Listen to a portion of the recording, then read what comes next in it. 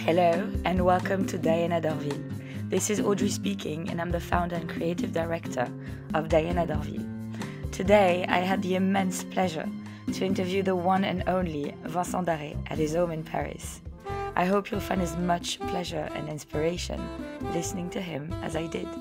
Bonne écoute. Le grand ennemi de l'art, c'est le bon goût. Qu'est-ce que vous en pensez? Bah oui, ça je dis ça souvent. Les grands excentriques, eux, n'avaient pas peur du mauvais goût et y allaient à fond, étaient inventifs. Si les gens pensent avoir peur du mauvais goût, c'est un mauvais départ. Ce qui a beaucoup changé, c'est que la mode dans les années 80 était libre. On parle du mauvais goût, c'est la même chose, c'est il faut avoir de l'humour sur son travail. De toute façon, moi je voulais faire quelque chose où j'étais libre, alors donc j'ai choisi ça.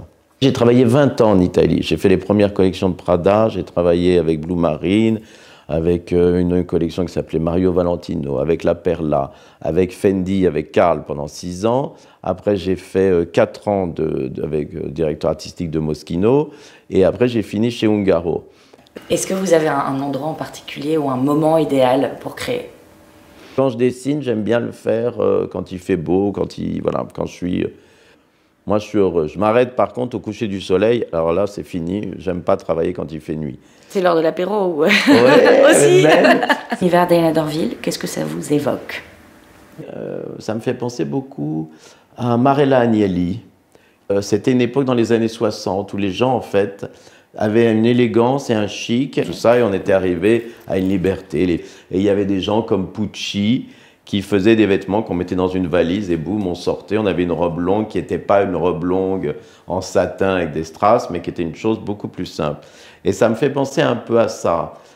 Mais ça évoque déjà quelque chose d'assez byzantin. Je ne sais pas dans ce que j'ai vu, dans les brocards, dans les imprimés. Et il y a ce baroque, mais c'est un baroque qui n'est pas empreint de choses qui sont difficiles à porter. Tandis que là, c'est tout à fait...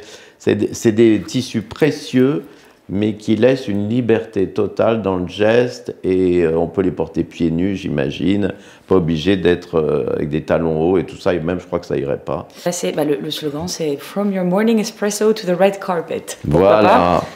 Mais non, mais c'est ça qui est joli, c'est très très bien. Vous le verriez porter sur qui? Ah bon, sur beaucoup de gens. Je crois que c'est vraiment la tenue qui va à tout le monde. C'est ça qui est bien. Il n'y a pas un type de femme, je crois, que vous habillez. J'ai vu des dames, que vous avez des gens plus âgés.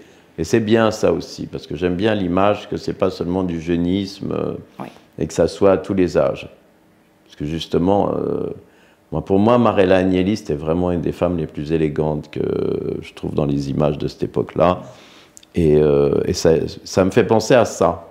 Ça me fait penser à des gens, des vacances de rêve sur la côte Amalfite, voilà. Ouais. Capri. Ouais. J'ai été souvent à Capri, j'adore. À quoi rêviez-vous quand vous étiez enfant? Et qu'est-ce que vous lui diriez aujourd'hui? De toute façon, ce que je fais dans ma vie, c'est un petit peu de réaliser les rêves que j'avais quand j'étais enfant. Donc, je rêvais ce que je suis en train de faire là. Rien ne me fait peur, même pas la mort, je m'en fous complètement. Donc, je fonce. Même si je fais plein de choses différentes, même si je suis un peu attaché au surréalisme, il n'y a pas que ça. Il y a beaucoup de références. Je travaille beaucoup avec des références que je réinterprète. Moi, je pense plus travailler dans les arts décoratifs que dans le design. Puis même quand on parlait de rêve d'enfant, le côté naïf. La question que j'adore. Ah bon. Vous organisez un dîner. Ah. Vous invitez qui? Mon Dieu, on me l'a fait ça l'autre fois. Ah oui, oui. Le menu, oui. Le thème si c'est déguisé, parce que ça, c'est juste trop chouette. Alors déjà, je mets pas de musique, c'est un peu froid au départ. Si on attend quelqu'un qu'on n'est que 2, ça fait un peu bizarre. Mais après, au bout de 5 personnes, ça va. Si j'invitais des gens, moi, ce qui me fait rêver en ce moment, c'est les stars hollywoodiennes.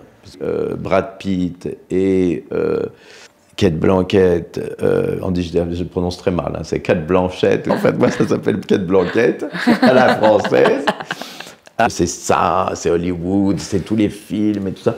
Et ça me fascine Donc, je ferai un dîner comme ça, et puis comme thème, eh ben, je vais pas faire un thème red carpet quand même. Ça avait un anniversaire ici, et on avait un tapis rouge là que j'avais mis dans le hall, et il y a quelqu'un qui est arrivé, Ali Madavi, je sais pas si vous le connaissez, un photographe fou.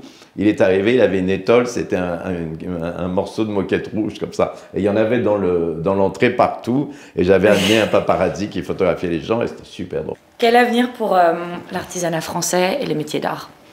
Ah, ben ça, il faudrait le demander à l'État français, justement. Beaucoup de décorateurs font travailler en Amérique, apportent des artisans français. Et ça, c'est génial.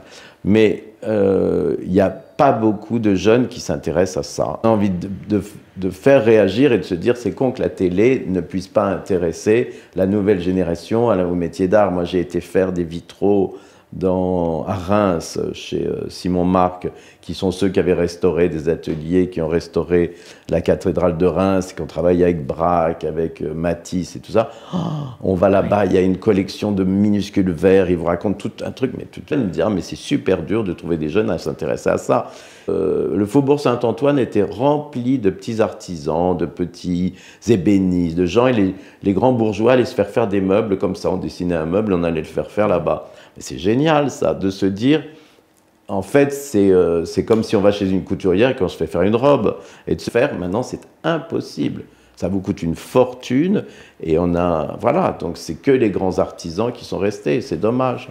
Et on lancé la marque Diana d'Orville, oui. Où justement tout est fait à la main en France. De l'autre côté, c'est quand même très compliqué. Mais c'est aussi parce que la France, richesse, c'est un patrimoine énorme. Oui, mais par rapport à l'Italie, qui a su tout de suite se renouveler dans l'industrie de la mode et de tout ça, la France est le pays qui est le plus cultivé, qui a le plus de possibilités et qui se tire des balles dans les pattes toute la journée. Une journée idéale dans la vie de Vincent Darry. Une journée idéale, c'était au bord de la mer, de me réveiller et d'aller plonger, et nager, et après d'aller me mettre à dessiner dans l'après-midi, et après d'avoir un dîner avec des amis, et voilà.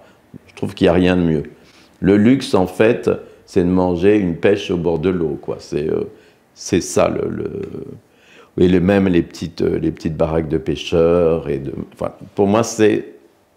Enfin, si un jour je dois m'arrêter de travailler, j'irai vraiment me mettre au bord de la mer. Et d'avoir une maison avec plein d'amis. J'adore ça.